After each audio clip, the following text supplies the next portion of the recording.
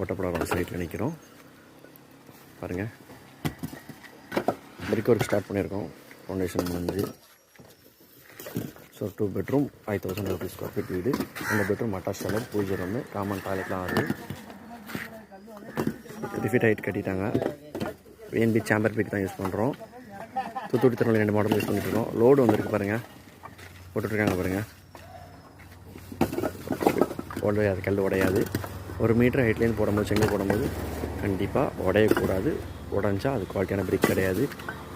So corner வந்து shooting பண்ணும்போது சின்ன சின்ன முக்கியமான உடையும், அது ப்ராப்ளம் கிடையாது. பாருங்கள், ஸோ நல்ல மெட்டீரியல் போடுறாங்க. அந்த கிராக்ஸும் உடச்சலும் டேமேஜும் கிடையாது.